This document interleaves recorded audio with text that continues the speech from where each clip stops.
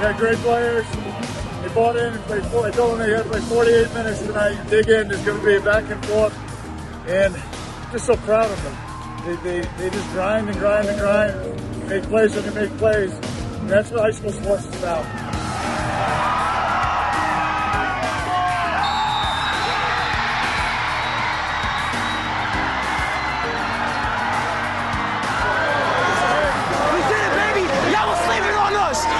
Sleeping on us. We got more Jews. I just feel so fortunate that we came out to the top of this one. But this is for my family. This is for Scott Christie. This is for Coach Giordano. This is for Coach Halipin. This is for all the guys that stuck with it and could have went the other way. Easily go the other way when we were facing our adversity. They could have walked away and said, I don't want anything to do with Masuk. Instead, they're behind the scenes putting all this together for us. So I'm just a placeholder, man. I'm just a placeholder. There's a lot of people that get credit for this, and especially the boys, of course. As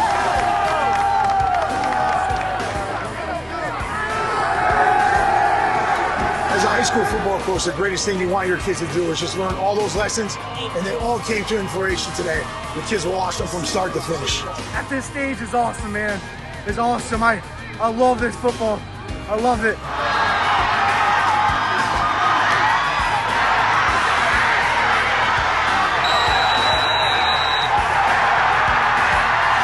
You have no idea what we went through in the past 4 years with these kids, and they stuck it out, and this was their goal from day one. And I told them if they stayed, we were going to be champions, and they did it.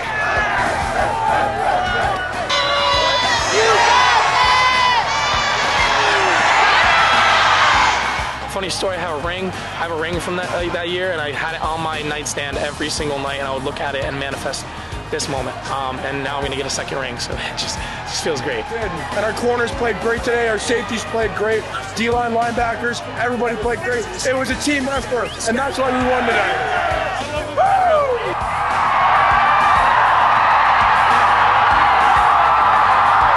I gotta thank Adrian Delicata. I mean, when I'm running behind him, I feel like the president. Nobody can touch me. Opens up the holes real wide for me. It's all thanks to him.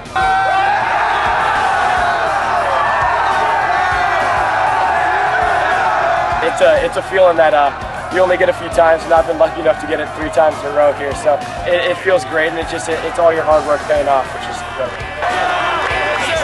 You guys are running on Monday. Every day, every single day, for the rest of our lives, we are state champions!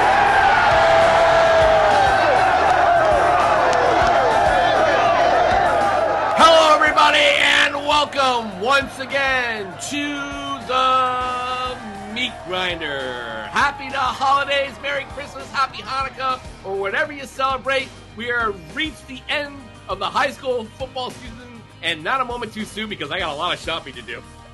So I'm in big trouble. I got to piece my life together. You can see the floor of my office. It's got just camera equipment dumped all over the place, and I am among many people who are just glad to get this over with. Glad it's all over, but what a championship weekend we had. I'm your host, Sean Patrick Boley, and with me, of course, our GameTimeCT colleagues, Dave Stewart and Scott Erickson, both New Canaan guys, and it's fitting because at the top of the show, let's start it off. The number one team in the state is the same one we started off at the top of the season, and that is Lou Marinelli's number one New Canaan Rams, which defeated Darien 35-21 in the Class L final to finish 12-1 and win their first number one ranking since 2008, which is unbelievable. They have won 5 championships since then, and or is it 5 or so? And they have not been number one since. They've seen a lot of FCIAC teams. Darien won 4. Greenwich has won 2. St. Joe and Staples the last few years.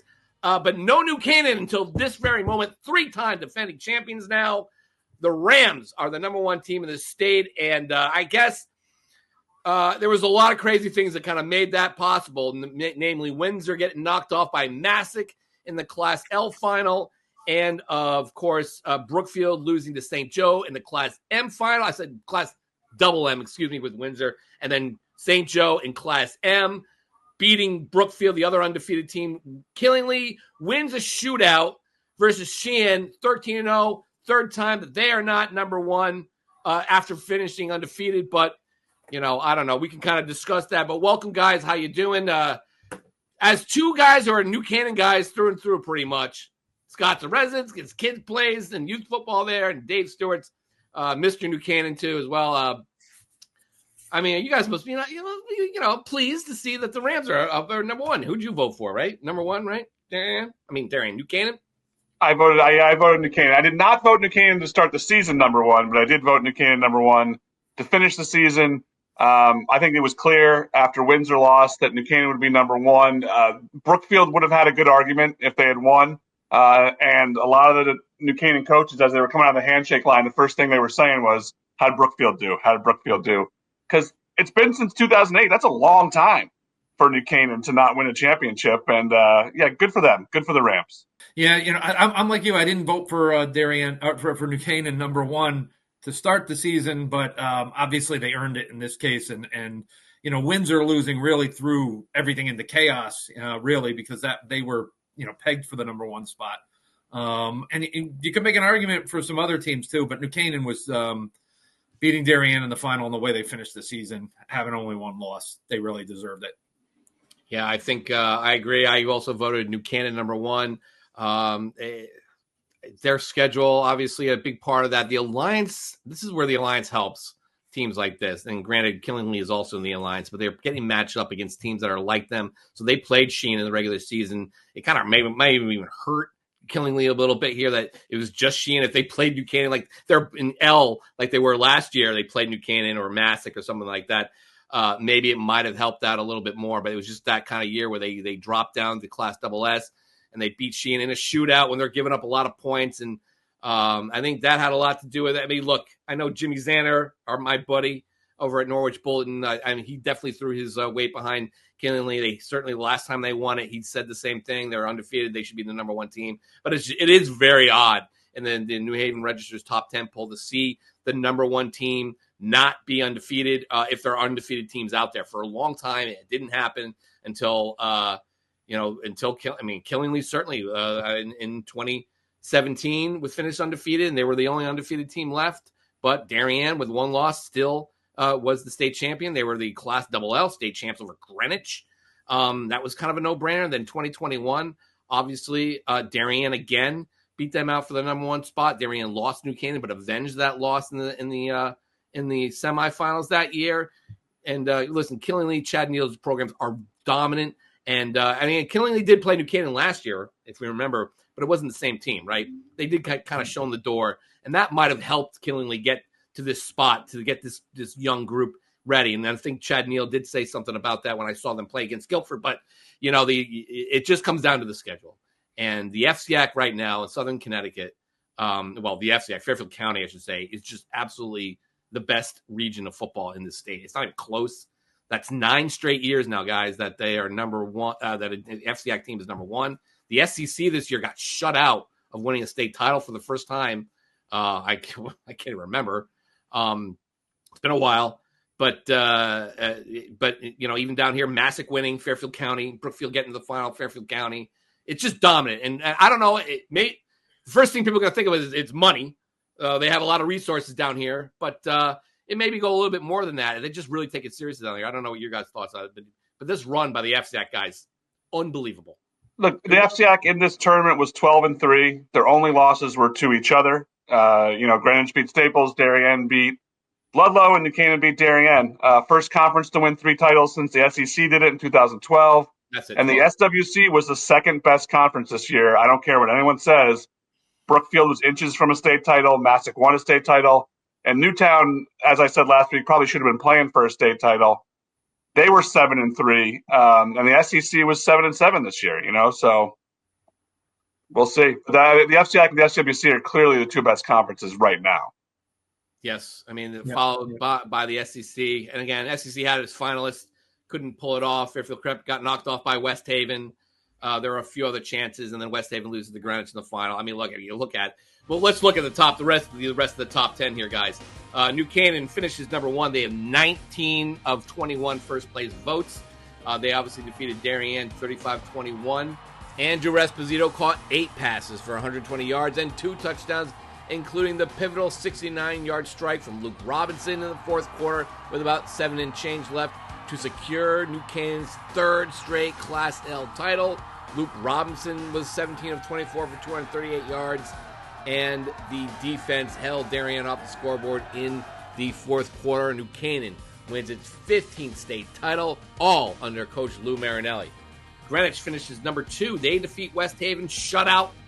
MJ D'Angelo ran for 202 yards on 18 carries and scored both touchdowns, including an electric 58-yard run in the second quarter, and the defense did the rest as Greenwich won its second state title and 10th overall. 4 shutouts, guys, in their last 6 games of the season, including that vengeance game against Staples, and obviously they beat West Haven for the second time, 14-0. Number 3, Masuk, which beat Windsor in the game, probably the weekend's best game. Brookfield St. Joe probably give it a little run for its money, but for sheer theater, it was certainly a good one. Shane Walker caught 9 passes for 146 yards and a touchdown, and Jackson Zylik kicked a 27-yard field goal with 7 seconds remaining to lift Masuk past number 1 ranked Windsor 24-21 in Steve Christie's final game as head coach. It is Masuk's first state title since 2010 and 4th overall. They are the only team, guys, that beat both teams actually, that to win, to be number 1 this year. They beat New Canaan 14-0, and then later on, obviously, they defeated Windsor 24-21. Kinley comes in at number 4. They get 2 first-place votes. I know one of them is Jimmy. I don't know who the other one is, but 13-0, an amazing job winning the Class SS championship, 48-33 over Sheehan.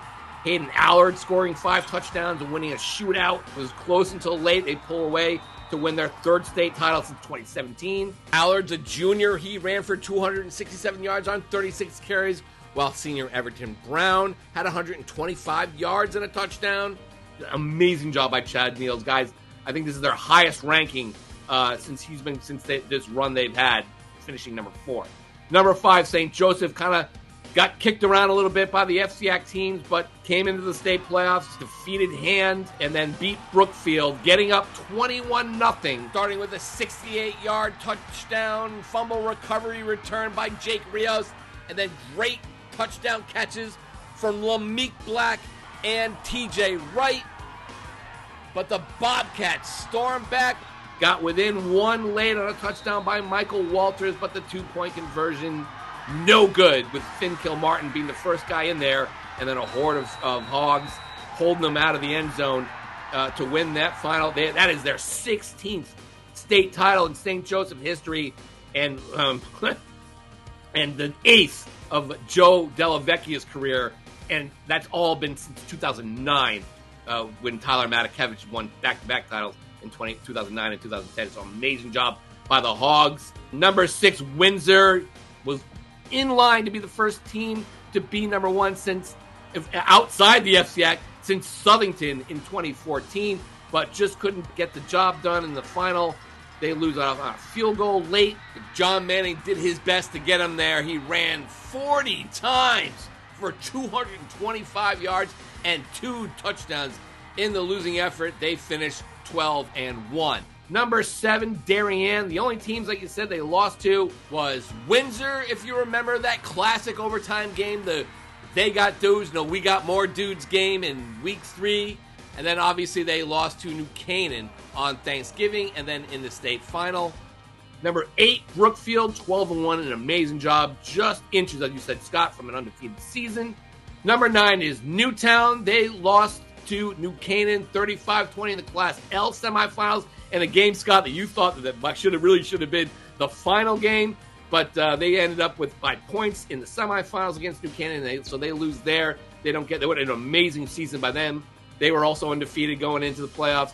And then number 10, West Haven, 10-3, avenged their loss to Fairfield Prep in the semifinals, but could not get the job done against Greenwich in the final. Greenwich's defense smothered them. So that is your top 10. Going down a little bit, others receiving votes. Ansonia, the Class S champion, finishes just out of the running by 3 points to West Haven to finish 11th. Staples, which had an amazing run. Again, the Wreckers only losing to Greenwich and to New Canaan, which won the state title and finished number 1. They finished 12th. Hand also undefeated going into the state playoffs. They were number 2 going in. They finished 13th, 11-1, followed by Fairfield Prep, then Sheehan, then Bunnell, then Class S runner-up Bloomfield, Glastonbury, Woodland, Maloney. Naughty gets in there. Notre Dame, West Haven, Newington, and Waterbury Career Academy. No Weathersfield. Interesting, Waterbury Career Academy getting a vote. I wonder who voted for them. But, guys, that is a top 10 poll. Any surprises here? Scott? No, I'm not surprised. It was very hard to vote after, like I said, New Canaan was a clear number 1.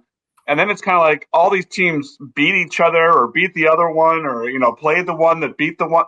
It was really hard to kind of parse out that 2 through 10. I think the voters generally got it right, though. I think Greenwich deserved to be number 2.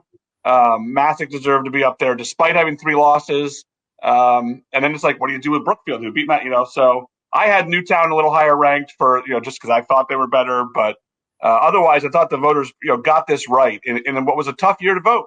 Go ahead. I think it's I think it's pretty accurate at this point, but it was just total chaos with all the teams. Top. You got your poll chaos, Scott.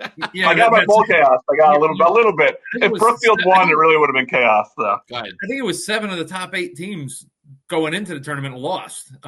So it's like that really just throws everything into disarray. Masuk had a weird year beating Windsor and beating New Canaan, like you said, but still ending up with 3 losses. And, Greenwich is in that mix, but then they had the loss to Wilton too. Which no knock on Wilton. They went 5-5, but, Greenwich is the number 2 team in the state right now. So, it was wild, but I think in the end that it's ranked pretty fairly. It's funny that they separate the playoffs and have all these new divisions, and it's the same teams: Ansonia, New Canaan, St. Joe's, Greenwich. Killingly's not a traditional blue blood, but they've finished 5 very quickly. 5 of 7. I mean, that's 5 of 7. But since 2021, none of those teams won a championship. Other than that year, one of those 4 has won a title every year since 2005. Ansonia, Greenwich, New Canaan, and St. Joe's. Every year since 2005, except for 2021. That's dominance by those schools. Dominance. And here's the reason, right? So remember back before 2010 when we went to quarterfinals. We added quarterfinals in 2010. Then it was 4 state titleists. And they still, like you said, those teams all still won. You had that one year, that 8 championship year when Southington was number 1. But then before that, the top 4 teams got in, and it was 6 classes, right? And that added a little more variety to. You didn't have a lot of these blue blood teams kind of taking over each playoff class. And they won sometimes in those divisions. If you lost once, you were out, right? I can think of a few teams off the top of my head, like Law didn't get in 07, and they had lost once. It really depended on your playoff class. So I think that's where you got a lot more variety as far as state championships goes. But there was a section there, Scott, that the Central Connecticut teams, and I want to throw Xavier, even though they're an SEC team, they did draw from a lot of Central Connecticut towns. Glastonbury's or Berlin's or wherever, shoreline teams, maybe even Madison.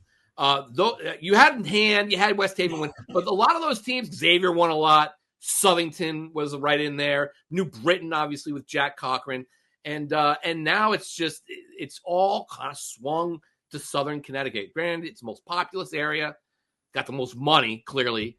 It's just, people say football comes in waves. And certainly, but certainly, I don't know when this is going to end because it doesn't seem like it's going to end anytime soon. Well, as long as Brockett and Delvecchia and Marinelli are still there, those 3 are going to keep going. And Anthony Morello has proven that he's done the same thing at Greenwich now, winning 2 out of 3 years. So, it means something to have those. Anthony hasn't been there as long as those other 3 guys, but Brockett, Marinelli, and Delvecchia, they have built incredible programs that win every year. And if you're not winning, they're contending. Let's get to some of that. What did you guys take from the finals? I mean, you had 3 from 3 at Rentschler, 3 at Brookfield, but you had the 2 the night before, which I liked. And that kind of spread things up, made it a little easier on us to cover anything, although Saturday was kind of a mess. But I don't know what the crowds were like at your games. The Bloomfield Ansonia game. Let's start there. Nobody showed up for Bloomfield. Maybe they're getting a little tired of getting to the finals every year, or maybe they just thought they had no shot against Ansonia, because they did have no shot. It was over very quickly. Just by a little blip there, Sorrentino goes nuts to kind of put that game back on the right track. But not a lot of people at Rensselaer, and makes me wonder why we even play the Class S finals there. I like Rensselaer. It's a cool stadium. It was my first time being there. It's ridiculous. Like, it's so empty to play in there. I understand it is a great stadium, but Bloomfield had no one there. Mm-hmm. I don't know how the St. Joe's game was crowd-wise. It was good. It was a standard crowd. They didn't fill out, the bottom half of the stadium. No one's ever going to do that. But then at a route, New Canaan and Darien just don't want to go up there, and they're not traveling. And Darien, who had taken a beating on Thanksgiving, they had a really small crowd. New Canaan had a little bigger. I thought West Haven had a great crowd. Amazing. But they always show up. Like, West Haven's always going to show up. They're like Hamden in basketball. They'll show up for a championship game. Yeah, I like the setting at a route better than over at Rensselaer. I think Rensselaer, it's so big sometimes it seems like, if you don't fill it up, you seems like a mausoleum. You're playing out there, and there's just not. You're not going to get that for a high school game to fill that out. So a route has much. It just has a much cozier feel to it, and I think that plays better to the high school championships. Let's kind of go through each of the games very quickly, kind of like wrap up some of the season. Scott, you were at the Ansonia Bloomfield game. I just talked about it a little bit. What a job Tom Brockett's done. You talk about Lou Marinelli. He's the king, Tom, at the small school every single year. And this wasn't like they had the top back, but it was a struggle for Ansonia to get here. They had injuries last year that derailed their run to the final. This year, injuries threatened to do that again. But Mateo Sorrentino, man, the quarterback, what a job he did. Whittle gets hurt and kind of left the game. And then Bloomfield gets back into it a little bit. And that kid just went off. He had the touchdown run that got called back. Then he scores on the same type of play again, 32 yards out. And then Bloomfield tries to respond. He picks the deep ball off and brings it back into their territory. Next thing you know, a 16-12 game is 20-12 at halftime. But what do you think of the job Ansonia did? Yeah, Quintez Whittle was legit. He was running all over the place. Mateo Sorrentino, to come back from that, he broke his collarbone against Woodland in the regular season and was back 3 weeks later. That is insane. He said to me after the game that the doctors said he wasn't going to be able to play again, and they were kind of amazed that he got cleared to play. Jacob Romanowski is the lineman who scored the first touchdown of the game. Red. He is the Valley. That guy is the Valley. Like, everything about him, he talks like he's from the Valley. He looks like he's from the Valley. He loves Ansonia football. Like, if you ever said to me, what's the Valley like? I'd say, put that guy at Roseland Pete's, and that's the Valley. That's the Valley. Ansonia coach was saying he wants to go to Norwoods after the game, the club, the social club. He's wondering, Tom Brock was something he was wondering who the heck the 8-ball is, what the 8-ball problem with us all is. Here he is after, just let's play our whole interview with him. Here he is after the game. I told Will Alden he had to talk to him. And Will was running around, so I grabbed my phone and I said, talk to me, buddy. And here he is after the game. It's amazing. It's amazing to be back. One good thing is I got more titles than my brother. That's something I can brag about in the future. I got 2, he has 1. Tell me about that play. Which one? The one you scored on. Oh my God, I see Jazari Lawson made an awesome play. He called a pick. Unfortunately, he dropped the ball on the 5-yard line. Your boy has to scoop it up and dive. It was Free Willy. Free Willy in the end zone. Touchdown from 73. Yeah. Big touchdown. How'd that feel? That wasn't your first, was it? No, it was my first. It was. At this stage, it's awesome, man. It's awesome. I love this football. I love it. And I told you in the beginning of the season, I told you at the Gilbert game, I told you we're going to be back. I told you we worked our butt off. We worked our butt off in the all season, and this is what we get in return. It's just unbelievable. You guys had to fight through some adversity this year, didn't you? Yeah, we did. It sucked against Naugatuck, but we got a ring in their first round exits. That's what I got to say. How about next year? Coming back next year? Of course we're coming back next year. Next year's going to be better than my senior year. I'm going to give it all I got, every single play. You see what I mean? That kid is Valley. Like he's the Valley. I love it. He said it was Free Willy. Free Willy. I asked him, was his first touchdown? Yeah, I got one on my brother. I got a tootie over my brother now. His brother was an all-state player for us too, and he's a junior. There was another touchdown in the third or fourth quarter. I kind of lost track, and the kid kind of fumbled it as he went in, but he was already in. And Romanowski ran over and picked that one up too. Like, did I get two? Did I get two? We are. I love that. Love that kid. Love that kid. He is the face of the program now with all the other guys leaving. I'm gonna next year I'm gonna be sad to see him go. We got another. I said on Twitter, we're gonna get another Christmas gift having him there again.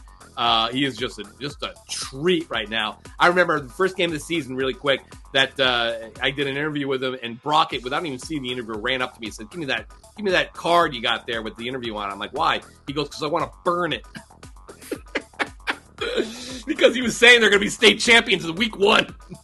There he is, though. As he said in the thing, they're going to be state champs. Really great job of that. Bloomfield, 6 straight finals. That's amazing. This is probably one of their youngest and most inexperienced teams. That was amazing that they got back there. But, late in the game there, some little fisticuffs going on with players. And, they do this sometimes. When things don't go Bloomfield's way, man, they just turn on each other. It's really hard to see, and I feel bad for the coaches that got to deal with that, though. But the kids getting escorted off the field, it was it's not a great look during the finals there. I feel kind of bad. Ansonia kept onside kicking. They kept getting the ball back. Bloomfield just lost it emotionally, and a couple kids were fighting on the sideline. They took one kid back to the locker room to get him out of there. You hate to see that stuff. And then also when the game ends, half the team bolts, straight to the locker room and doesn't stick around for the medal ceremony. I know you're upset and I know you're hurting that you lost the state championship, but there's a time to, be a man and stand there and take your medicine and watch the other team get their trophies. And that's what should happen there. They're known for leave. They're known for just getting the heck out of there. They did it. I understand. It stinks to lose, but it's guys. Yeah, I mean, you got to take your licking and keep on ticking. So that was tough to watch. But going over to the other, going over the night game. I gotta go back to the Killingly game. It's just an epic shootout. Hayden Allard. This is a team, guys, that they're all. I mean, just like Sheehan, you could see this game again. Really close game. Hayden Allard, though, kind of really put his stamp on the season. The heir apparent to Soren Reef, who, by the way, is going to UConn, announced it. I think it was the day of the game that he was going to go play at UConn. But over at Rensselaer Field, the Killingly just absolutely just turned on the Jets and burned away from that game. And just what a back and forth shootout. Where's the defense? But I mean, these guys, I don't know if you guys got to watch them this year, but they're going to be back this time next year, Chad Neal's group. Yeah, like I said, Killingly's an established program now. I don't know if you want to call them a blue blood or whatever, but they're there, man. Like, Killingly's going to be a factor every single season, and it doesn't matter if they're a small school. Like, they're going to be there every season. They are the ECC right now is really in rough shape. NFA was not great, even though they almost went to the playoffs 4-6. New London did get to the playoffs. Coach Sanchez done a nice job there. There was some inexplicable losses that they had.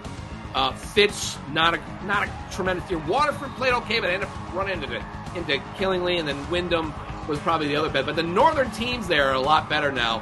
But Killingly is certainly taking the mantle of the best team in the Eastern Connecticut Conference, or Eastern Connecticut, I should say, and run with it. So it's been a really nice job there. As Chad Neal says, they don't care about it. They wanted to be number one. They want to get to that, but they're back in the barn as we speak, lifting and getting ready for next year. They're all seniors. They're all back. Only Oates basically is the only guy back who is not back. So they're going to be back this next year. Moving over to the let's talk about Class MM first. Steve Christie last year, we all remember, just had a massive all season long battle with the Monroe Board of Education, which really just did not want him to return for whatever reason. They didn't really explain it. They went through a lot of acrimony, coaches leaving, coaches coming back. He got a 1-year agreement to come back to coach the last year. He's like, we're going to come back. We're going to win it all. You should see this group. And afterward, I was like, well, first of all, to knock off Windsor, what an amazing job he did. You're going to go out. He said they're going to win it all. What a way to go out. And the guy who had just an amazing game was Shane Walker. I mean, one of the twins. Gavin was having probably the better season overall, but Shane, when the Klieg lights were on, turned out. He showed up and turned out. I mean, as Christy said, and they were just Windsor could not stop them. And even though Windsor got back into the game, they were tied late. An amazing job by John Manning, the running back, who ran for what was it, 300 yards or so. It seemed like he touched the ball almost every single play of that game, with Cash Lewis being hurt.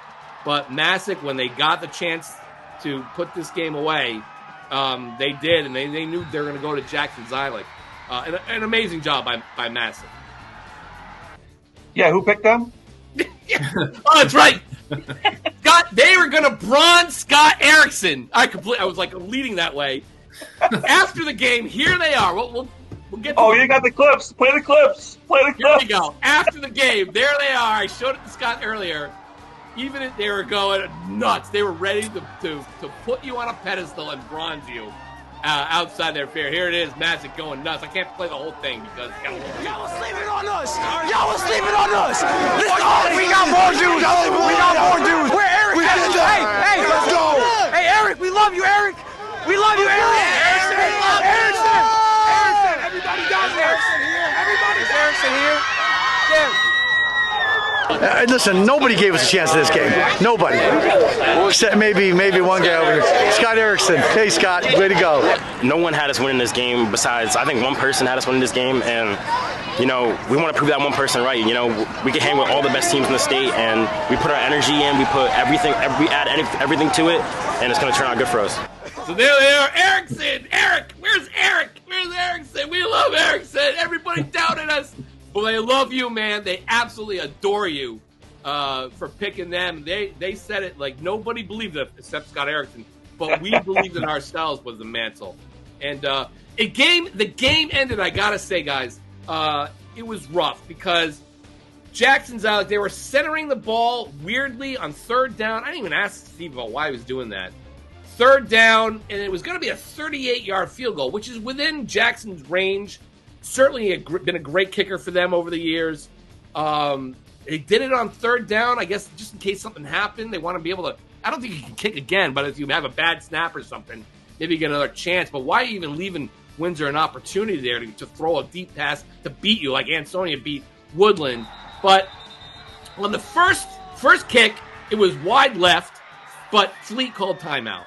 Second kick, it was no good, short, but the Masuk player seemed to throw the Windsor player into Zylik, who does a great job falling down. Ooh, my leg. Selling it to the refs. They throw a flag. It was roughing the kicker. It was a personal foul, which put the ball now at the 10-yard line.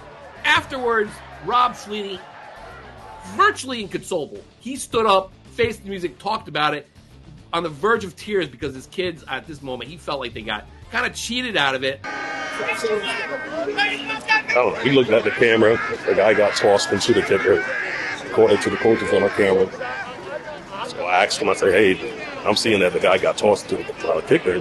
He said, I only compare what I see. Like, that's a horrible way to end the game. Just thought the kids played too hard in the game. Kids on both sides. Take my hat off to Masuk. Take my hat off for my kids. It was a good game. I just would I don't. It bothers me that it ended that way. Yeah. I had a huge problem with that call late in the game. I really think.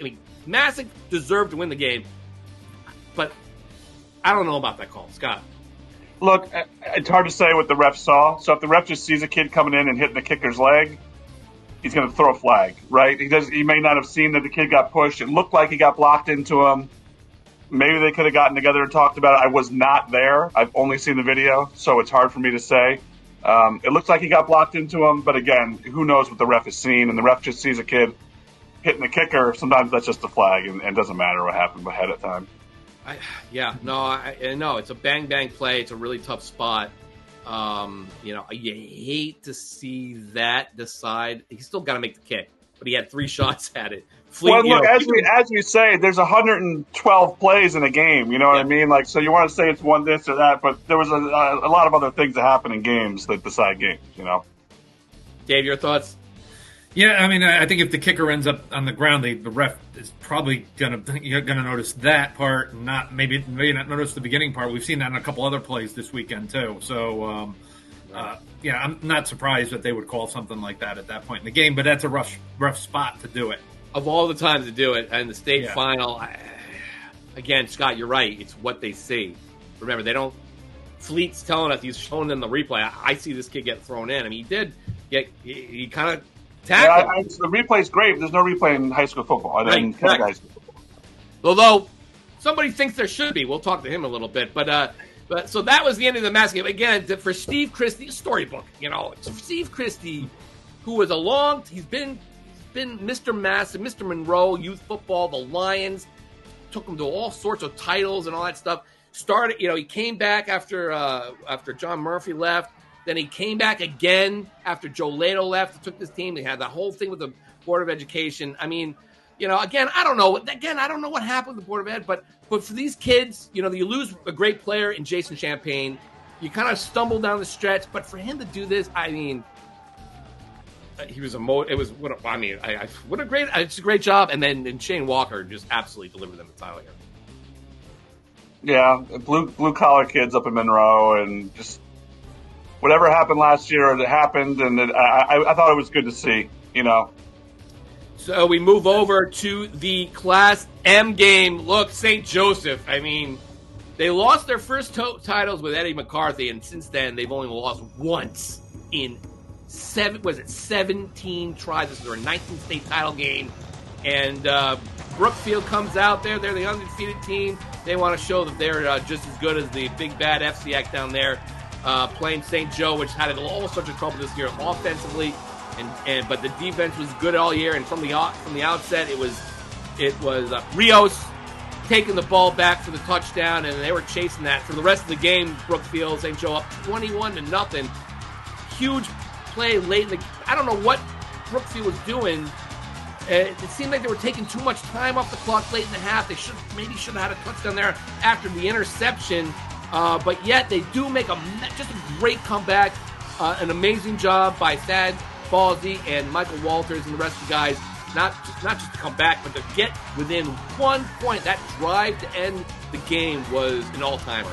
And it just ended 3 inches short. They scored the touchdown there. Some crazy plays happened in there as well. But excruciating. I mean, how many of these 21-20 games? We had 2 of them last year. Same score. West Haven, Barlow winning titles on 2-point conversion. Failed 2-point conversion late. And again, Brookfield did no shot. They weren't going to go for 2 there. But oh my God. No, the kids. I saw the video that as soon as they scored, the kids were like, "We're going for 2. We're going for 2. We're going for 2." Like, you got to try to win the game there, and they're going to live with it forever. Those kids, every kid on that field is going to see those 3 inches for the rest of their lives, unfortunately. But that's sports, and you hate to see it because it was an all-time team. It was a great season. I mean, Brookfield was amazing. They were nearly the number 1 team in the state. I mean, think about that. If you had said at the beginning of the year, hey, Brookfield may be one of the 2 teams we're considering as the final number 1, no way. No way you would have been talking about that. Not at all. They were not on anybody's radar. In fact, I picked Pomprog to be a team to watch. Not even close, Sean. Not even close. But, hey, listen, St. Joe, guys. Joe, an amazing job. I mean, the team went through the program, certainly hit its speed bumps over the last few years. And especially they had some great players leave, especially Ethan Long being one of them. He's going to Notre Dame. You had Eli Newby, who was on the team during the pandemic, bad son's year. He's at USC now. But St. Joe coach Joe Delvecchia said, "Look, guys, stick with me, and you're going to be champions." And he was really emotional after the game. But here's the thing, though, with this senior class. That's a great senior class. But these sophomores, guys, they are all back. Kilmartin, Rios, Lamique Black is back. Jones, too, right? H.T. Jones is back. they could end up being a team that we see again. And it shows 100% we're going to see. If they don't transfer, they're going to see them again. I mean, they're loaded coming back. St. Joe loaded. Dave? Yeah, well, it shows their strength of schedule, too. They played 4 state finalists this season. They played Greenwich and Darien. They played Bloomfield, and now they played Brookfield, too. And, they split those 4 games, but that really, a lot of those games were very close. They played Staples, too. You were at that game, and, they should have beat Staples. Probably should have beat them. Yep. Yeah, and so that just it shows how close they were all year, and they just put it all together in the tournament. We'll go to the Class Double L guys. The Greenwich game. I mean, what a job by MJ D'Angelo, especially against a West Haven team that he started the season off. He started his first career start. He was rushing big yards for touchdowns, throwing touchdown passes. Looked like a seasoned vet after starting behind some pretty good guys like Grillo and the other guy's name, quarterback name eludes me for the moment. But it's hard being a quarterback in Greenwich, and Greenwich has such high expectations for him to go in there and shine on that stage, especially after Hector Lopez goes out on the second series or first series. Yeah. But that offensive line, led by my guy, our guy, Keith Bambalakis, going to Navy next year. The O-line was great for him. But here's the thing about MJ that I love. Every time he ran the ball, he was carrying West Haven players on his back for another 5-10 yards. He averaged over 10 yards carry. This was a team that probably should have been in the final last year against Staples, but got nipped by West Haven. This time, defensively, especially too, they just smothered teams. And for Tony Morello to win another title here in 3 years, amazing job. Yeah, they barely threw the ball, right? I mean, how many passes did MJ complete? 1 or 2, maybe, the whole game? I mean, he was running. 1 of 7. 1 of 7. 1 of 7 passing. I mean, that's unbelievable. But when Greenwich was their best this year is when MJ was running. And, such a great kid, too. And Pete Bambalakis is just, one of the best kids I've ever covered. As a football player, but just as a kid, too. Always, hey, Mr. Erickson, how you doing, sir? Awesome kids on there. He was the only returning offensive lineman on that team this year. Two offensive players, 2 defensive players. That's amazing to be able to do that this year and come back and win a state championship. Get smoked on Thanksgiving, too, and then come back and win the state championship. Great job by Anthony Morello. Great job by those Greenwich kids. Awesome job. And 14-0. They dominated that game. Yeah, it was a boring game. And go ahead, Dave. You covered it for us. What was your take on it? Yeah, the defense was just shut down the whole game. West Haven only got across midfield twice. They got to the 21 on 3rd down once. They never got in the red zone. The time they got to the 21-yard, and it was followed by a sack and then an incomplete pass in the end zone. And the defense, everybody on the defense was playing great. I thought Jack Carroll had a great game. Steele was awesome in the secondary too. Had an interception in there, and was defending on that pass into the end zone. So, it was just really just a great performance. And I think 4 of their last 6 games were shutouts, and they only gave up 6 points in 3 tournament games. So, hats off to them. I love MJ after the game talking about, first of all, Jeff Jacobs, our former colleague, asked him about getting his Christmas ham, and he was like, it was a great moment there. You just quickly listen to him. But he talks about when he won the title as a sophomore. He was on the sidelines watching his team do its thing. But he talked about the ring he had. He put it on his nightstand. He basically stared at it before we go to bed every night. I don't know how true this is, but that's what he said. He said, "I manifested this. I dreamed it would happen, and it happened." You got that Christmas ham ordered up? I don't know. I'm really excited. I could just, it's just now I could just relax for a week or 2, but then it's back to work, whatever I do the rest of my life. But it's just a great way to go out. It really is. It's a great way to go out. Funny story, I have a ring from that year, and I had it on my nightstand every single night, and I would look at it and manifest this moment. And now I'm going to get a second ring, so it just feels great. It took a lot of work to get there, and he was an unconventional quarterback for Greenwich for sure. But, man, they are going to remember his performance for a long time. That's my take on it. Yeah, it's funny. Greenwich and New Canaan winning with the run. New Canaan threw the ball a little more, but, they've gone from these spread powerhouses to run-first defense team. Unbelievable. And obviously, this is the final game. We'll talk to Lou Marinelli all about this game a bit, but you guys were there for that. New Canaan winning third straight title. I mean, just an amazing job and defensively, and just to kind of pull away. Darien brings it a little bit. Crazy play in there that tied it up at 14, where we'll talk a little. We'll ask Lou about it, so stay tuned for that. But where Herget comes in off the sideline, gets into formation within seconds of they snapping the ball. We did it. Everyone's screaming about it on the social media today, and I don't know.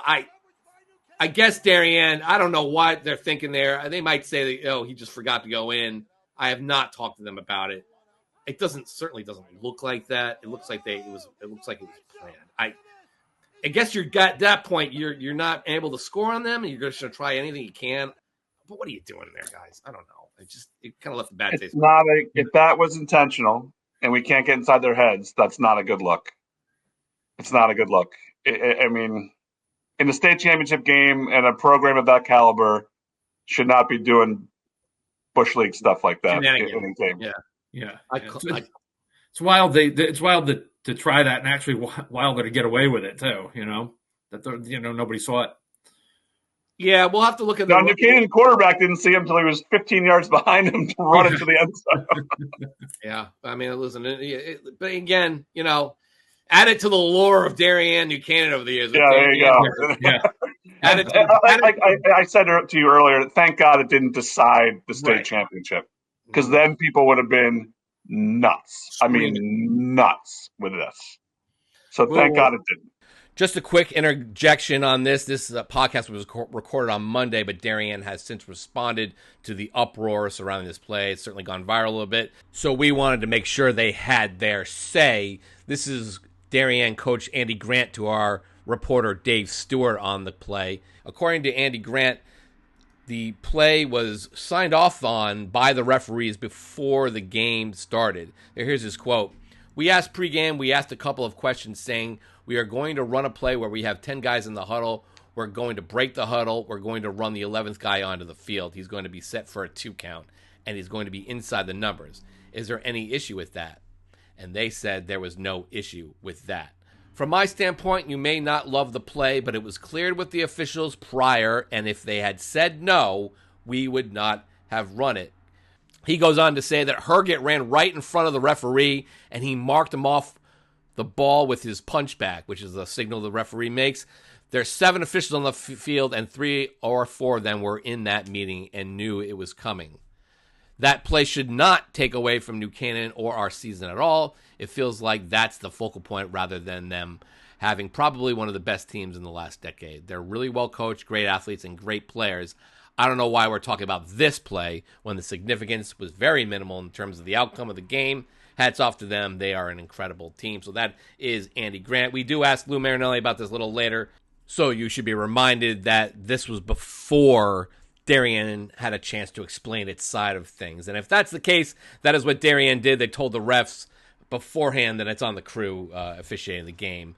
The CIAC has already come out and said that it was an illegal play. So back to the podcast. We will ask Lou Marinelli about his position on that and our interview coming up. In fact, let's just get to it because they're the number 1 team. We've gone on and on and on about the other teams. You saw the videos on GameTimeCT. We have it all there. Let's get to our interview with Coach Lou Marinelli, the number 1 team in Connecticut for the first time since 2000. Joining us right now is, of course, the aforementioned head coach of the New Canaan Rams. It is number 1 state champion, Lou Marinelli finally, Lou, after 15 years almost, or more than that, you're finally number 1. What took you so long? How you doing? Welcome to the show, but what took you so long? Well, we've been close. Last 2 years, we've been second. So to finally get this one, means a lot. It certainly means a lot to our town, to our school, especially our kids, our families who allow their kids to play. It's really an honor and something that we've been striving for, but you can never mention it until it actually happens. Did your kids feel like we've done everything we could? They saw Masuk knock off Windsor. Did you guys all think, hey, if we get this, do you guys talk to each other about that or no? I'll be honest with you. I think we all thought it, but nobody said it. We all thought, okay, that's a possibility. And, both of those coaches, Rob Fleeting is one of the best there is and one of a finer human being.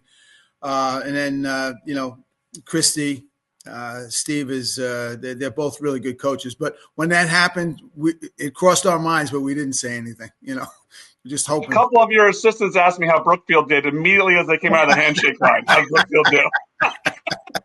My guys are, they want to know everything. They're like, but to say, I think every coach in the state wants this, and when you work so hard, your kids work so hard, your staff works so hard to finally get it. You just kind of take a deep breath and say, wow. I when I first heard it, I sent out a thank you to the staff that works so hard. I would put our staff up against anybody. They're dedicated, hardworking guys that love football, love working with kids, and I think that's really part of our success, a big part. Lou Marinelli joining us here. He's the all-time active and all-time winningest coach in Connecticut history. Where you got 400 wins this year. Am I right? If I remember that correctly, I don't even remember. Right? When was that? Yep, that's true. That's true. What game was that? I think the McMahon game. Yeah, it was a McMahon game because they had a cake and stuff like that, and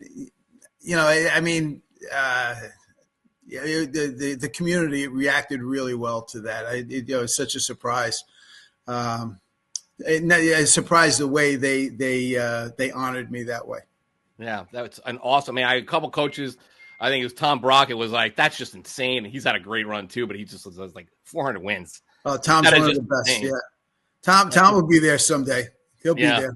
Yeah, if he keeps going at this rate. But just take me back to the beginning of the year. We had Dave Ruden's little media event, and everyone's talking about Darien. Pete and I are talking about Darien, and you're like, thank God, I don't want anything to do with number one. Vote for them.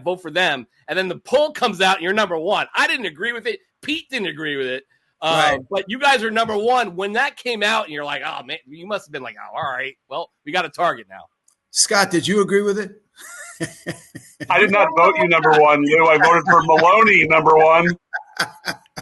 One of my many miscalculations this year in my picks, but if I could, the number of times it's always a jinx when you're number one at the very first week, and it seems that we always either lose a game, early and everything else, and then all the air seems to come out of the balloon.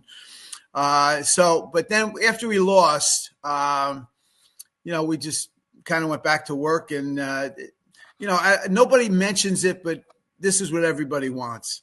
And right up until, and I'm sure, if Windsor pulls that out, there's so many variables that go into this, and to finally get it again, is such a tribute to our kids. They just work so hard. That Masuk game was a good game. 14-0. That's a close game. You played really well. But after that, you guys really locked in the Staples game, I think. Was there something set after that game by the kids, by the seniors, or is it just like, let's get back to work? That was such a tough week at our school for a lot of different reasons. And there was so much going on outside the football game that, I think you just write it off and you just kind of move on. And maybe it helped our kids refocus again, the loss. And take nothing away from Masuk. They were a better team that night, and he does a great job, Steve. But and those kids at Masuk are as tough as you can get anywhere. But I think we refocused and we just took it one at a time. You never look ahead and say, "Oh boy, we can win 8 or 9 or 10 games." I just want to win one. Then I want to win the next one. And half the time I think of all the reasons why we're not going to win. But the kids somehow pulled together. Take me back a little bit, Coach. The last 2 championships, I think it was a defensive team. And you won those 2 titles. Some games, especially that Maloney game, that first one, by the skin of your teeth. Even the Maloney game in the semifinals, and again, you need Tucker to kick it. And then this year is like you seem to have that again. But this year I feel like the offense with Luke kind of coming into his own a little bit. And, obviously Andrew Esposito coming. That first game was ridiculous. This one seemed to have more of an offensive bent to it. Would you agree with that? I definitely agree with that, and it's taken some of the pressure off the defensive side. And we try to two-platoon as much as we can. But when you have guys like, Michael Smith and Andrew Esposito, sometimes you have to fit them in on the other side. But you're right. And our offensive coordinator, Jimmy Nugent, has brought he's brought that jumbo formation with him, and he's brought a lot of different formations and things. And it's been a little bit different when we were all air raid. So we've kind of gone back to, old style football. We're running the ball a little bit more. And we have, like 3 or 4 running backs that all of which we trust and can rotate them in, which I think has helped us win games because we're able to maintain the football and keep our defense off the field. So I think that's been a help. But I think our guys, like Eric Stevens, who coaches the wide receivers, and we have a bunch of guys that have played for us that are now coming back. Michael Collins is now coaching the quarterbacks. I have Chris Schaefer that's coaching the running backs, and we have Scott Overbeck that's coaching the tight ends. And then we have Dwayne Dawkins and Harry Catanzaro coaching the offensive line. So I think we've placed more emphasis on offense, and we want to be able to control the ball because if they don't have it and we have it, then their chances of scoring are less. And then our fumbles and our turnovers have been cut down tremendously. So I think that also helps. But I totally agree with you. We were better offensively this year. And then not to mention, and you did mention it, our quarterback, Larry, Luke Robinson, has developed so much through the year. And for a kid that was almost sharing time last year, really came into his own this year. And he threw some balls into tight places that I'm looking at. I'm saying, don't throw. No. Oh, good job.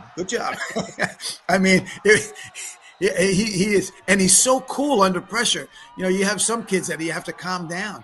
He's like Cool Hand Luke. He's just, okay, no problem. Even when he gets yelled at practice and stuff like that, it's okay, no problem. I mean, he never gets too high or too low.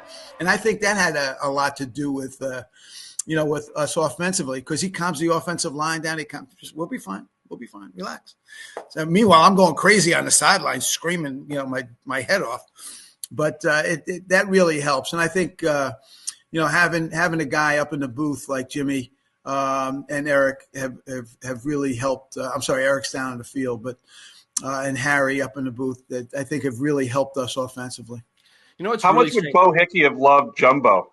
I mean, that offense is beautiful, Lou. I mean, it's beautiful, Jumbo. Bo, I know. That we should rename it, Bo instead of Jumbo. But he hated me when we went to spread. Because he's one of these old school guys, and he was a running back for the Denver Broncos and for for Stanford Catholic back in the day. And he hated with throwing the ball. He's one of the Woody Hayes kind of guy that you throw it, 3 things can happen and 2 of them are bad. So we got to run the ball. But he would have loved it. He would have loved it. You were one of the first teams to go spread, right? It was early. Yeah. Was it when Johnny was there, or when is it little? No. I wish when Johnny was the quarterback that we were in spread, because I think we would have been a little bit better his senior year. It wasn't until actually Curtis Casale was the quarterback that made us do it. 05, right? Or yes. After that, you had a bad 04 year. Yes. My first year at Connecticut Post, I remember I thought New Cane was supposed to be good. You were like 5, 6, whatever you were. You were 5-5 or whatever. Yeah, right. And then the next year, I remember you lost that crazy Staples game, and then you got beat by East Lyme because the kid kicked about an 80-yard field goal. No, it was almost 60 yards with the wind. Yeah, that was. But that year was when you guys. It was your first year in spread, and it seemed like it really worked out. And then the next year, obviously, you won the state title first. And Curtis, yeah, we did it with Curtis, and that team was special. That was actually up at Central Connecticut against Maloney that year. Right. Was John your offensive coordinator though? Was Johnny the offensive coordinator? No, Johnny was in college then. Oh, he wasn't back yet. Okay. No, he wasn't back. I was probably I think I was the offensive coordinator then, which is probably why we lost a few games. I'm just trying to think. That was a long time ago. Well, it's funny because you guys, from that point on, you guys were like quarterback U over there. In fact, people were dropping in to buy condos and set up a new camp just so like people play quarterback for you. You know, Turner Beatty won a title. You know, Drew Pine dropped in. I mean, he was there the whole 4 years. But you know, Nick Cassione was there. He was very good. And Michael Westfall, yeah, Westfall, Charlie, which was like a great. Charlie Westfall. Michael was his older brother, the receiver, and actually, Michael was a receiver for us at the FCIAC championship game when our quarterback got hurt. Came in the second half. I think he threw 3 touchdowns, became the MVP of the game. But the Westfall family has been very good to us. Yeah. But you know, it kind of really fell in. But I think we got a little stale with the spread, and our receivers. We had a little bit of a drop there.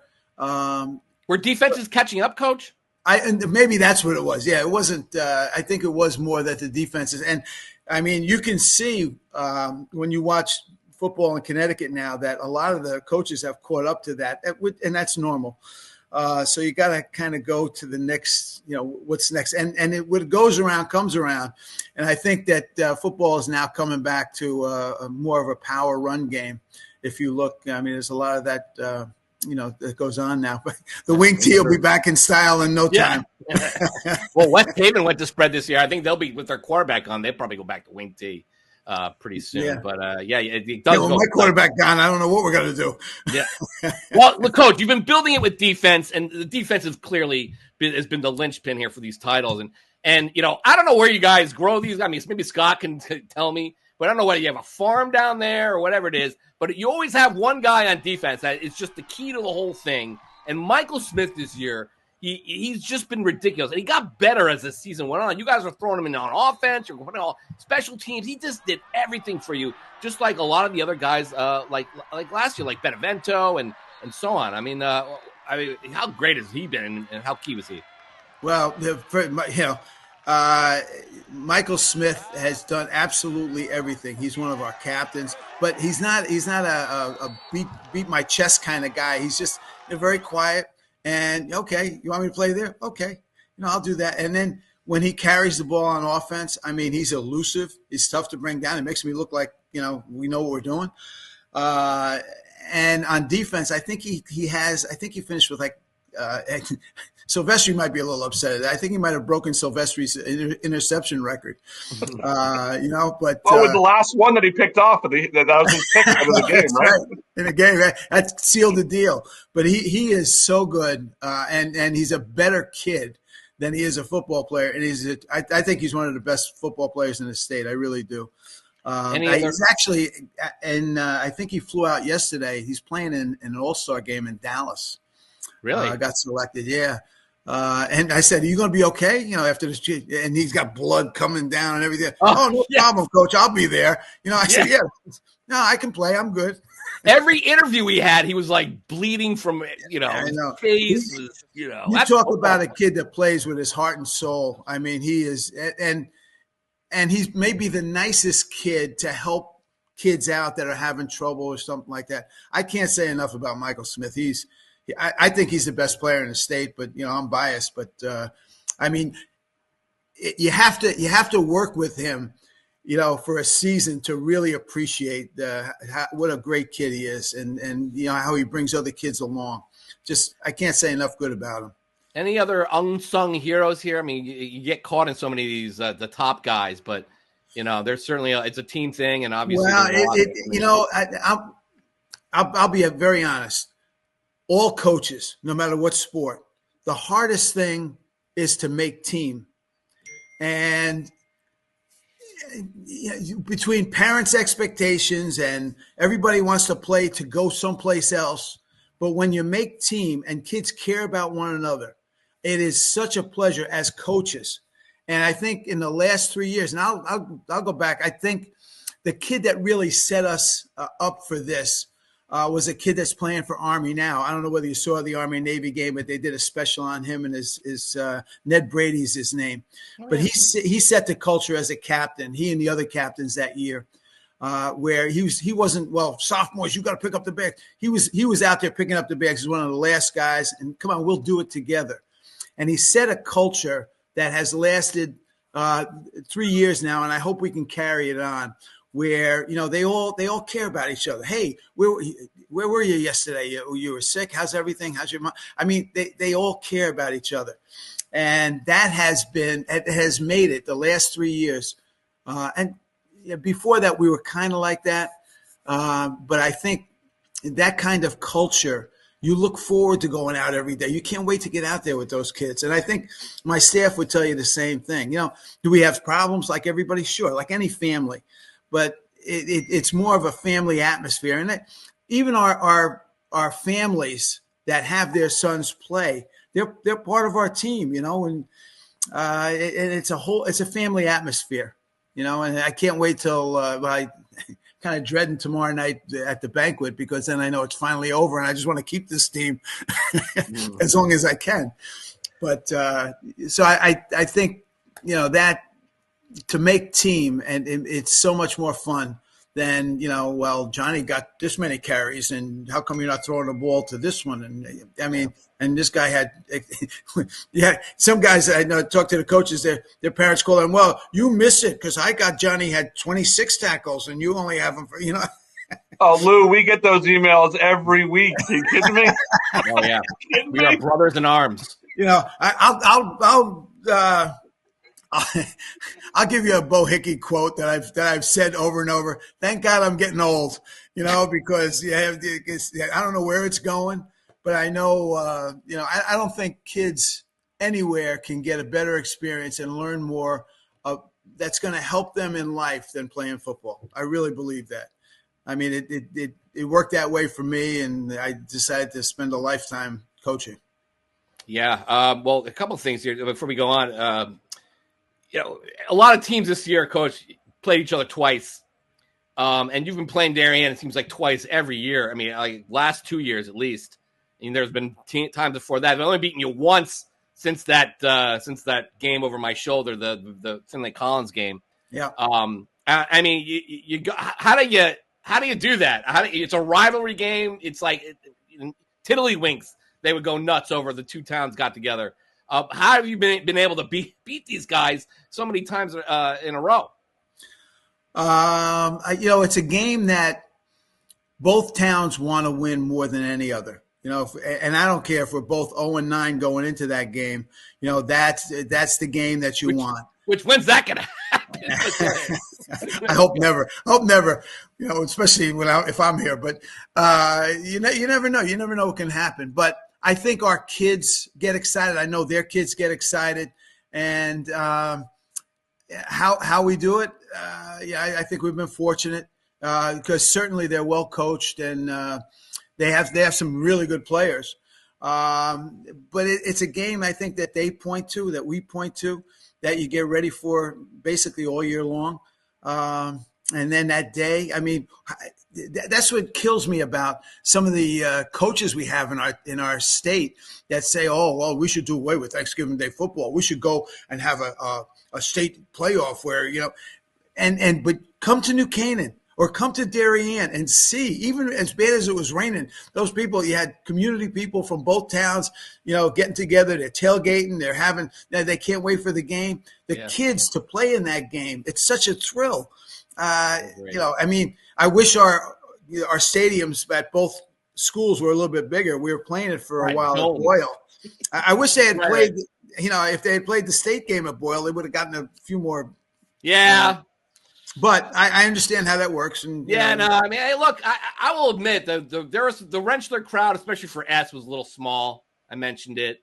That may be. I mean, I love that state. I love sometimes there have been games there that have been big. You guys played there, but nobody ever really nobody showed up to that game last year. I think the crowd was a little better at your game at Central, maybe a little. I wasn't there, so I don't know. Yeah, Scott, were you there? You were there. But it was fine. Student section's not great, and it's a fraction of what they get on Thanksgiving.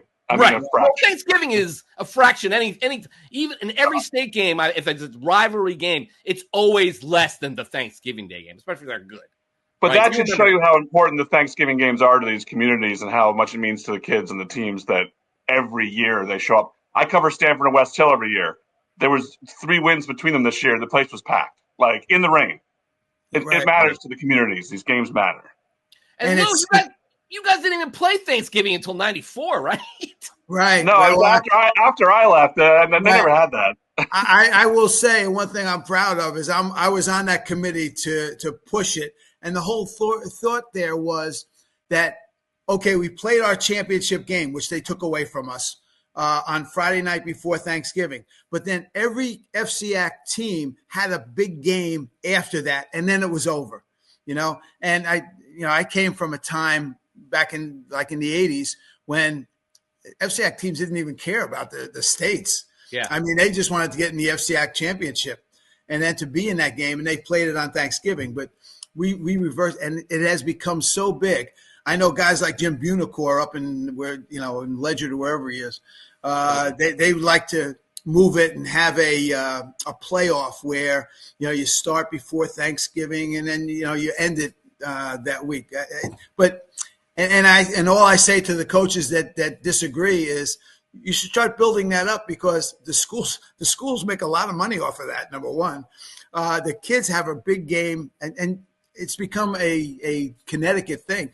When I go to the national convention, I talk to some of the coaches there. They wish they had it, and the ones that have taken it away, wish they can get it back. So I'm it's a pain in the neck for some of the coaches, believe me, because you got family and everything else. I have half the Italians from New York that come to my house, but it's hard to get ready. But thank God for my wife. Adam Barron from Staples is a convert. He loves it. He goes, I don't know why you guys are playing it. And then I started playing it. I'm like, oh my God, it's great. Right. It's just odd that Fairfield County is kind of taking up the mantle. I mean, New Haven County still has always done it. And even there are some communities that aren't going to make a lot of money. They're just not like really football-centric places. But the ones that are, man. And that's funny you mentioned. So like the FCIAC has completely taken over the state championships now as the you guys have won every number one vote since 2014. Every year. It's just the football down here, Coach. It's just become enormous. Yeah, I didn't realize that. We're like the SEC of Connecticut. Yeah, it's a tough league. Darien won 4 of those, Lou, by the way. Yeah, right. Really? Darien was number 1 4 times in that 9 years. You guys finally kept it up here. Jeez. Wow. Yeah. But Coach, that crazy game. You had to bring that out, right? You had to ruin my day. I just want to keep you hungry. You certainly did. Coach, quickly go back. That Darien game, I got to go back to that play where they ran Herget in at the very last second, split him out wide, 10 guys on the field, and he came in, and you guys didn't see him. You're screaming on the sideline until you guys noticed at the last second they run the play, they scored a touchdown, which counted. What was your take on that play? I mean, I guess I don't know. Well, what did you know about that play, and how did just take me through that? And what did you think of it? Well, we knew it was an illegal play, which is I was trying to. In retrospect, I tried to talk to the official, and of course, they lined up for the extra point. I said, if you let this go, then the call stands. But it's an illegal play. I'm just telling you, it's an illegal play. Well, what's the rule? The rule you have to. I could actually send you the rule because I've gotten so many emails about it, emails and texts about it. But they huddled. I guess they came out and went to midfield, but he came off late. So you have to be, by the numbers. But he came off late, and my secondary coach I thought was going to have a heart attack because there was nobody over there, right? And fortunately, my son was on the sideline. He said, "Hey, they sent him in late." And then we had the tablet on the sideline. So I looked at it, and all I wanted the official to do was, please just come over and look at it. Just look at it. If it was legal, but I'm telling you, it's not legal. And eventually, maybe not in my time, but eventually, I believe that in high school football, they're going to have a replay thing where you can actually go and look and see it. But Right. you know, I don't know. I don't think that it was done intentionally. Maybe the kid was confused. I don't know. But, you haven't heard from them about, or I mean, a lot of people are saying like, "How BS is that?" and all this other stuff. I mean, you haven't talked to them or heard of them or from them. It's not a good look. I'll say that. But What happened to you guys before the playoffs? Didn't Paparod run that play against you? A sleeper play? It was Masuk. Masuk. Sorry. Right. But before that, Ed Coviello, God rest his soul, from Ridgefield ran it against us too. We also lost the game against Trumbull when their receiver went out of bounds behind our guys on the sideline and came out and there was nobody around. They came out in the end zone. But and I said to the official, I didn't see it. Okay. But, I don't. Knowing those coaches the way they are, I would hope that it wasn't done intentional. But it has. I don't know. Quite an uproar. Yeah, well, they've caused quite an uproar. There's obviously some people say, "Oh, it's a trick play. It's a trick play." I mean, I guess so. Someone looked it up, and like you said, you have to be, if you're hot, like you got to be in on the numbers, right? Well, the numbers, yeah. He's out of bounds, and he comes in. He came in from out of bounds. It's illegal to use a player in substitution or pretended substitution to deceive opponents at or immediately before a snap or free kick. That's the NFHS rule. Right. Right. That scan with you, Coach. That's what you know, right? Yeah. Yeah. I mean, just thank God I didn't decide a state championship. Yep. Well, it was 21-14 that one? No, it made it 14-14. Yeah, it made it 14-14 at the time. It was a great game. Don't get me wrong. Whenever we play, it's a good game. But that tied it up, and then we went back and forth. But I think the people that came to watch the game, did your kids respond? Did your kids notice that and say "Oh, that's whatever," and then let's go really get them now? Did that really kind of spark them a bit, or did it not even? I think it did. I think it did because, I mean, the defense, that our guys put together. Chris Silvestri is like a mad scientist, and the staff, Frank Archimone and Jason Miska and Frank Rabassa, John Silvestri and Nick Geeson. I mean, stuff like that just doesn't happen to our teams, and to see him so. I mean, I guess it could, but it hasn't, luckily. And then to have him so wide open, and then the quarterback knew right where to go with the ball. We were in shock, really, and everybody's kind of looking at each other like, "What just happened?" I'm sure. You guys responded well. I mean, obviously, Esposito had a great game. I mean, and to win 3 straight, especially beating Darien twice, they're so good. I had them pegged as number 1. I even picked them to win. I felt like I had to go with them. They were my horse to start the season, Coach. I was going to ride or die with it. So you're already killing me for that. That's all right. I'm still going to go skiing with you, so we're still good. Go skiing. I'll see you out there. But you heard. Tell me about. I mean, listen. This and on we go. I mean, any thoughts of maybe the finish line? Maybe thinking about stepping aside. Any thought of that, or you're just love this team too much? I know. I got to ask you a question. New Canaan is such a. Eventually it's going to happen. But New Canaan is such a special place. In my time there, I have seen more acts of generosity that they could write books about. When my own daughter was in an accident, I mean, I can't tell you. I mean, I could have fed between flowers and balloons and food. I could have fed an army when I came home, from the hospital and stuff like that. But and then to help people out. I mean, I've never seen people so generous. If I ever needed help for a kid for whatever reason, The people are so generous there. And then if you look at our school system, I mean, it's got to be one of the best in Connecticut. We have great teachers. We have great administrators.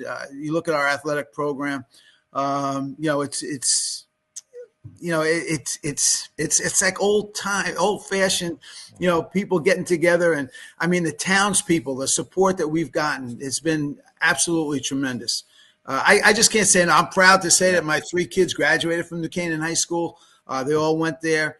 And so I know eventually, and I feel bad. I swear I feel bad because Chris Silvestri, who's been responsible for like 350 of those wins, either as a player or as a coach, I feel like I'm holding him back. So because I get a lot of credit for, for stuff when I may be the worst coach on the staff right now of what we have.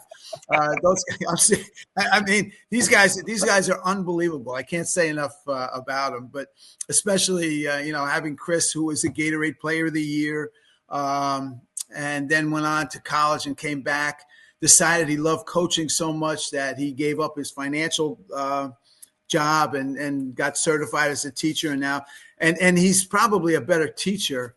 He's certainly one of the best teachers in that high school right now. And he's great with kids. He's a great father, a great husband. I can't say enough good about Chris Silvestri. And he should be getting, Yeah. He's had opportunities to go. He's had opportunities. We stay in home. Yeah. That was you've had coaches go. You've had coaches go coach at other schools, Newtown, obviously. Yeah, Dan's doing a great job. He gave us a run for our money. Yeah, oh boy. Kids were well prepared, and they moved the ball as well as anybody against us all year. Yeah, and we're still very very close. We've had a number of guys go on, but they've all kind of maintained their ties with us, which is great. Speaking of which, how many of the guys like Zach, Drew, some of the great players we've had over the years, some of the Lucas maybe, how many of those guys, all the alumni, have you heard from since you guys won on Saturday? All how many emails you got? I spent coming back from that game on Saturday night. I spent the entire time. It's about almost a 2-hour drive, just texting back people. And Zach Allen and Drew Pine were just one of the first to get in touch with me, and it's such a great feeling. I mean, how lucky am I? So and then Lucas as well. They did the video. They did this video for my 400th that they played during our Central game, and it's how lucky am I? Seriously, yeah. To have so many good friends now that we're players, and I can't say enough how lucky I am. So I'm trying to hold on to that as long as I can. Coach, I fully get it. I would too. So I guess with that said, the legend continues at Canaan High School. It's something we don't throw around lightly here. Obviously 400 plus and counting. 3 straight titles. Yeeps. Storybook right now. So, Coach, I just can't think. What's that? How about this? After the game, as I'm walking out and West Haven's warming up, Eddie McCarthy's 2 boys came over and congratulated me. Boy, I miss it. What a good friend and what a great guy. What a character he was. I miss him a lot. Great guy. Before you go, but I got a great Eddie McCarthy story for you. I'm sure you do. We all do. We all got great ones, but you became the all-time winningest coach when in 14 or 15 around there, right? I don't know. I couldn't tell you. You surpassed. Eddie became all-time winningest in 14. I think it was like 17, 30, whatever. I was on the side. He'd already retired. I'm on the sidelines at a West Haven game. He goes, hey, Shawnee, I gotta ask you a question here. He goes, Lou's got a lot of wins. He does a great job of it. Lou's a greit coach at it. But did he start his coaching career in Mamaroneck? I just don't. How does that kill? He's gonna pass me anyway. How's that gonna kill? I tell you what, he's one of the best guys. He just made me laugh. He would call me randomly. Remember, I was so fortunate to have a chance to talk to him the week before he passed. Oh, he just made me laugh. He was. You had some great quote. I called you for that. I know I called you for his when I wrote his obituary, and you were one of the coaches who got some great stuff. We could go on about Eddie McCarthy all day. He's sorely missed, and that was a tough loss they had. It would have been great for West Haven to win it, but Greenwich FCIAC is just dominant right now. St. Joe, Darien in the final. It's tough league. Tough league. State's got a lot of work to do. Who are you guys playing in the Alliance next year? I don't know. Looking forward to seeing that. I think they meet on Monday to decide all of that. Yeah. I'm sure it's not going to be easy, whoever we get. I know for Maloney's done. They're done with it. They just if we're going to meet in the final or meet in the playoffs, that's fine. But they want somebody else now. We have played them a lot. We have played them a lot. I have some great stories about some of those games, but not for this broadcast for sure. Yeah. I know Fredericks loves playing you because he wants his kids to get the taste of the competition. He does a great job. And those kids are as tough as any. It's not easy to go up against them. No. Hey Lou, I just want to say you've over the years just elevated high school football in Connecticut as a whole, and you care about it so much, you love it so much. What you've done for the sport is tremendous, and obviously as a New Canaan person, what you've done in New Canaan is amazing. And I got a little emotional listening to you talk about the town, but everyone in the state appreciates you, and I know everyone in New Canaan really appreciates you and everything you've done off the football field too. I know how much you care about people. Thank you. I just wish the CIAC would listen to me a little bit more, but that's a whole different story. Lou, I'm with you. No more playoff teams. I think the first round showed it. Yeah, stop the playoff anymore. And then you got 6 divisions in a small state like this. I'm not, Well, your guys are going to be. It's a lot easier. It's a lot easier to win titles.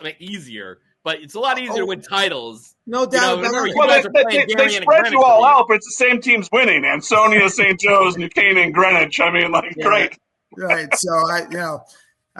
I'm just, I love where I am. I love my, my team, my kids, and my coaches are the best. So, all right, it's a Coach. good situation. Go answer those emails, answer those texts, and maybe I'll see you out there on the slope somewhere in Vermont.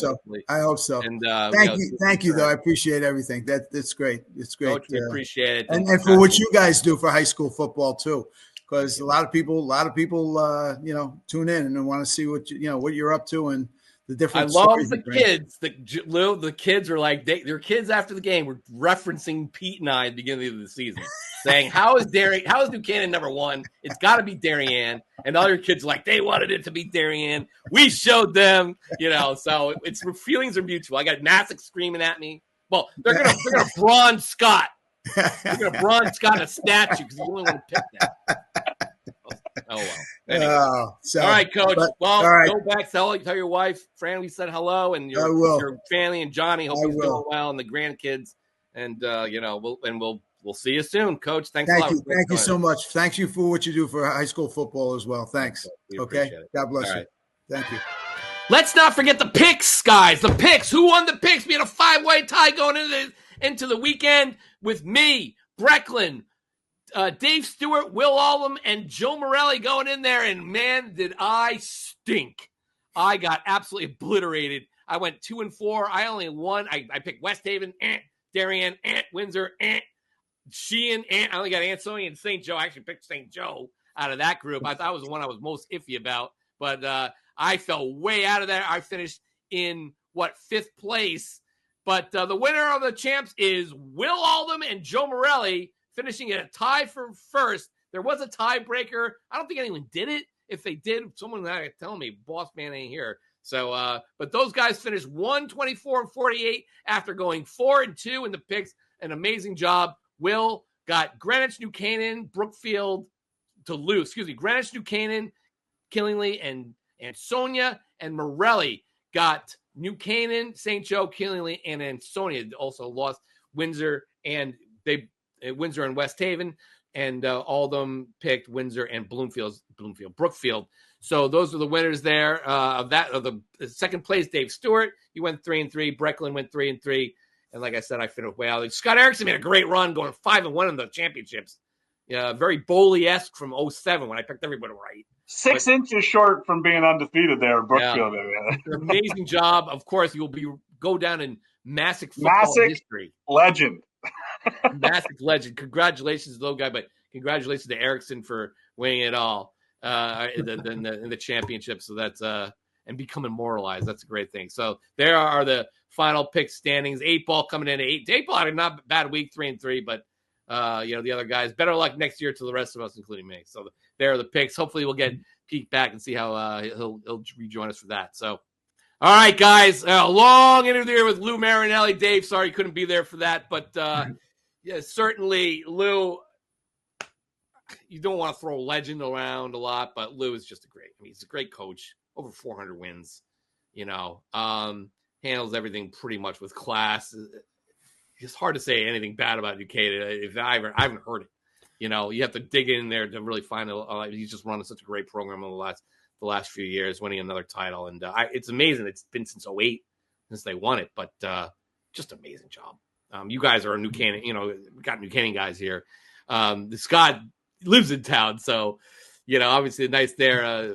But and pretty soon that might be your kid, Scott. Pretty soon. I mean, how many years you got left? With 2 years? 2 years? Yeah, 2 years. He's in 7th grade, so pretty soon. Yeah, so that'll be interesting. But I mean, Scott was very proud of himself on the sidelines. He knew all the plays that New Canaan was calling, and yeah, we run the same plays in 7th grade. Yeah, I mean, we Scott. I mean, look, I know Scott's son's gonna, he'll make his own way, but I love Scott in there, like buttering Marinelli up in the end. Yeah, he'll be fine. I know he doesn't need that, but I meant everything that I said to Lou. I mean, he really does mean so much to the state of Connecticut and to New Canaan 100% football. I mean, and like you said, he's first class all the way. Like, you've seen him go over to talk to losing teams. No coach does that. No. Nobody does that. And he'll go up to players that had great games and pull them aside. And not many people do that, if anyone. Yeah. And coaches have said to me, man, I love that Lou talked to my kids. In London, he did that once. I remember there were a few. I love that he talks to our kids and say, hey, look, you guys are doing great.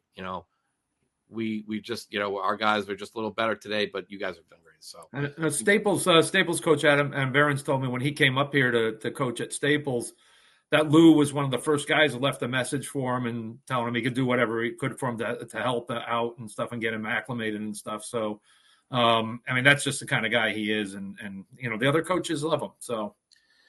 So, guys, we're going to close this out. Another high school football season. We're going to get right. We got to get out of here. It's been a long show. But who is the best player you saw this year? I've never seen it as wide open as player of the year. The New Haven Register's all-state team. I don't want to put a date on it. We usually come out around New Year's, but there's a lot that goes into it. We got a lot of things to do and a lot of hurdles to overcome to pick our team this year. But the coaches, I know all state met on Sunday to get their votes counted. Thanks to all the coaches that have submitted. But who's up there, guys, for player of the year? Dave Stewart. I mean, I don't know. You've been all over the state this year. Who do you think?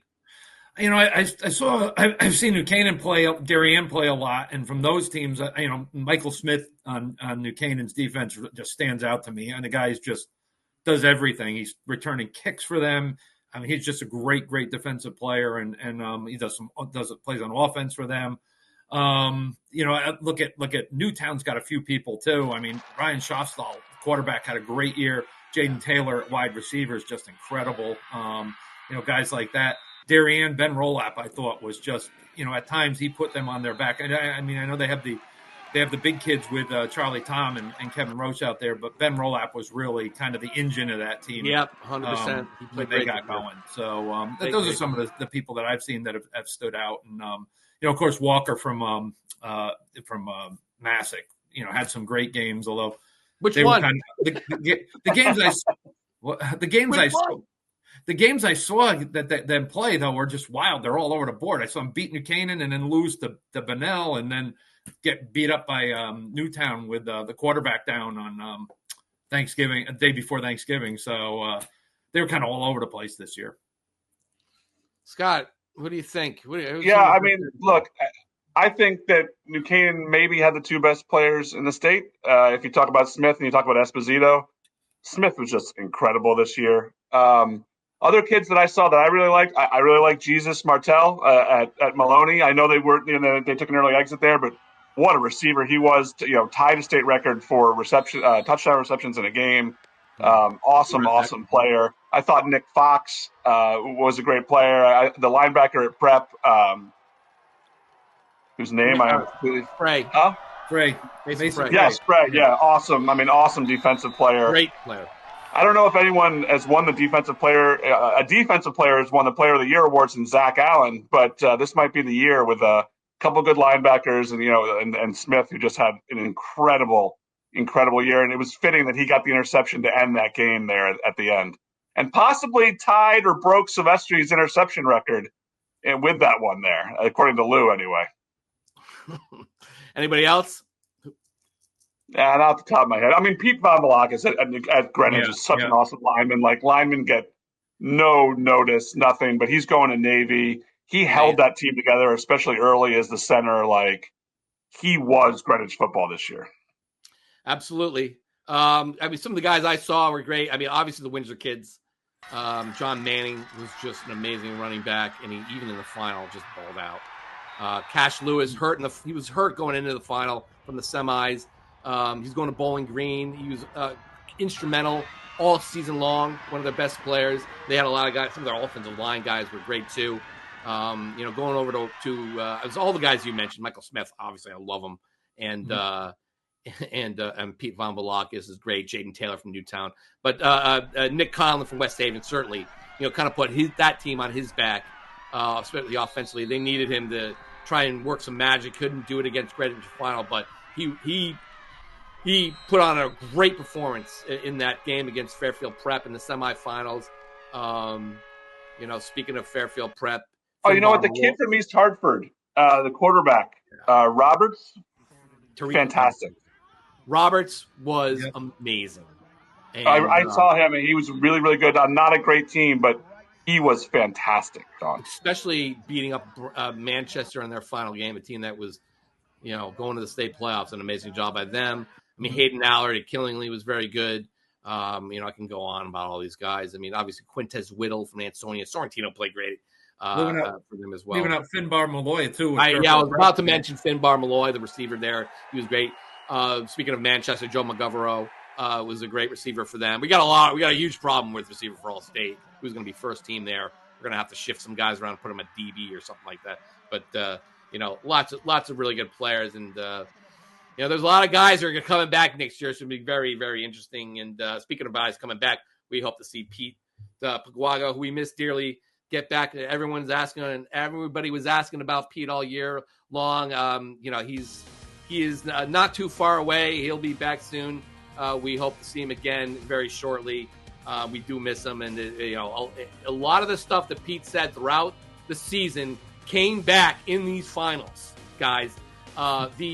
The Masuk kids were repeating his "we got dudes, they got dudes, we got dudes, and we got even more dudes." Pete said that about Darien, picked up by John Manning of Windsor, and then when Masuk beat Windsor, they were "we got dudes." That was a Pete thing all season long. I mean, New Canaan, obviously, after winning their title, said, "Oh, they didn't want us to be number one. They didn't want us to be number one." That's directly responsible for Pete and I beginning the season saying Darien should have been number one. And they showed us.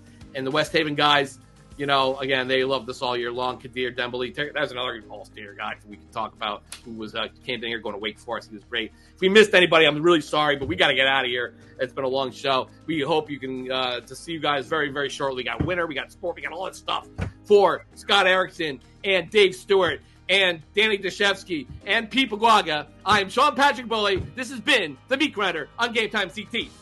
Peace.